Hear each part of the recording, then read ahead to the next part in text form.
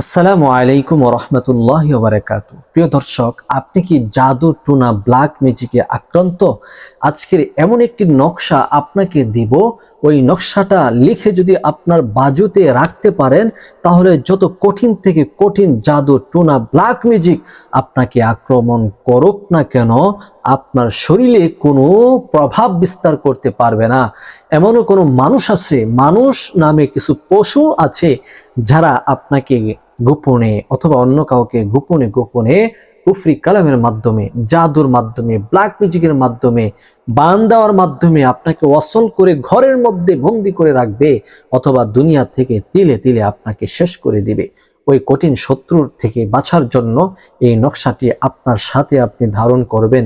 ইনশাআল্লাহুল আজিজ, শত্রুর কোনো ক্ষমতা হবে না, শত্রুর বাপের কোনো ক্ষমতা হবে না, শত্রুর মাধ্যমে কোনো কবিরাজু আপনাকে কোনো ক্ষতি করতে পারবো না যদি আজকের এই আমলটি আপনি করতে পারেন ইনশাআল্লাহ। তাই কোন আমলটি, কোন জিনিসটি আপনি করবেন বিষয়টি জানার পূর্বে আপনি যদি আমাদের এই ছোট্ট চ্যানেলে নতুন এসে থাকেন, দয়া করে চ্যানেলটিকে এখনই সাবস্ক্রাইব করুন এবং ভিডিওটি শেয়ার করে সর্বোচ্চ প্রচার করুন। সম্মানিত দর্শক, এই আমলটি করার জন্য সর্বপ্রথম আপনি পবিত্র হয়ে যাবেন, পবিত্রতা অর্জন করবেন। অবশ্যই এটা গুরুত্বপূর্ণ এবং পাওয়ারফুল একটি আমল। এই আমলটি করার জন্য আপনাকে যা যা করতে হবে এটি মানতে হবে। এরপর আমলটি আপনি নকশাটি করবেন, ইনশাল্লাহ কাজ হয়ে যাবে। আপনি নিজেকে সুরক্ষা করার জন্য নিজে পবিত্র হবেন, ওযু করে নেবেন। ওযুর শুরুতে সর্বপ্রথম আউযু বিল্লাহি মিনাশ শাইতানির রাজিম বিসমিল্লাহির রহমানির রহিম পাঠ করে নেবেন। তারপরে আপনি ওযু শুরু করবেন, ওযু শেষ করবেন। ওযুর শেষে আপনি কালিমা শাহাদাত পড়ে নেবেন, আশহাদু আল্লা ইলাহা ইল্লাল্লাহু ওয়াহদাহু লা শারীকা লা ওয়া আশহাদু আন্না মুহাম্মাদান আবদুহু ওয়া রাসূলুহু। এই দুরূদটি এই কালিমাটি পাঠ করে নেবেন।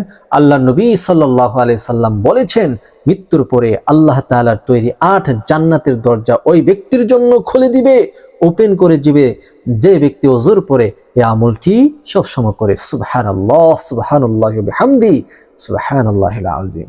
দ্বিতীয়ত হচ্ছে, আপনি যখন পবিত্রতা অর্জন করে নেবেন তখন আপনি এই নকশাটি লেখার জন্য পবিত্র একটা বিছানাতে বসবেন। একটি সাদা কাগজ এবং একটি কলম, যে কোনো মানের কলম হোক, একটি কলম আপনি সংগ্রহ করে নেবেন। এরপরে বসে একাগ্রতার সহিত, কেউ যেন আপনাকে ডিস্টার্ব না করে, কোনো প্রকার কারোর সাথে কথাবার্তা বলবেন না। আপনি সুন্দর করে এই নকশাটি লেখার জন্য 3 বার ইস্তেগফার আদায় করে নেবেন। আস্তাগফিরুল্লাহ রাব্বি মিন কুল্লি যামবি ওয়া আতুবু ইলাইহি, আস্তাগফিরুল্লাহ রাব্বি মিন কুল্লি যামবি ওয়া আতুবু ইলাইহি, আস্তাগফিরুল্লাহ রাব্বি মিন কুল্লি যামবি ওয়া আতুবু ইলাইহি। ইস্তেগফার 3 বার পড়ে নেবেন। এরপর 3 বার নবীজি সাল্লাল্লাহু আলাইহি ওয়াসাল্লামের উপর দুরূদ পড়বেন।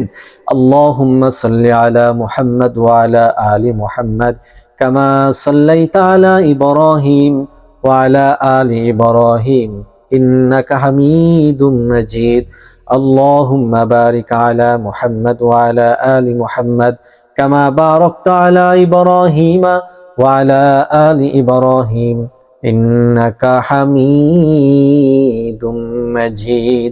এরকম ভাবে 3 বার ইস্তেগফার, 3 বার দুরূদ শরীফ পাঠ করার পরে এই যে স্ক্রিনে তাকান, এইভাবে যতটা ঘর আছে এভাবে ঘর করবেন এবং নকশাটি এভাবে আপনি খাতায় লিখবেন। খাতায় লিখে এভাবে আপনি লেখার পরে এটাকে কেটে আপনি যে কাজ করবেন, 3 বার দুরূদ শরীফ পড়ে নেবেন সাল্লাল্লাহু আলাইহি ওয়াসাল্লাম, 3 বার পাঠ করে 3টি ফু দিবেন নকশার উপরে। এরপর নকশাটি ভালোভাবে বলে আপনি তাবিজের ভিতরে আটকিয়ে দিবেন, মোম দ্বারা বর্তন করে দিবেন। এরপরে আপনার ডান বাহুতে আপনি এই তাবিজটা রাখবেন অথবা সাথে রাখবেন। আল্লাহর অশেষ রহমতে যত কঠিন থেকে কঠিন কবিরাজ হোক না কেন, শক্তিশালী কবিরাজ হোক না কেন, আপনাকে চুল পরিমাণ কোনো প্রকার ক্ষতি করতে পারবে না ইনশাআল্লাহ। আজকের এই ভিডিওটি শেয়ার করুন, চ্যানেলটিকে সাবস্ক্রাইব করে আমাদের পাশে থাকুন। আসসালামু আলাইকুম ওয়া রাহমাতুল্লাহি ওয়া বারাকাতুহু।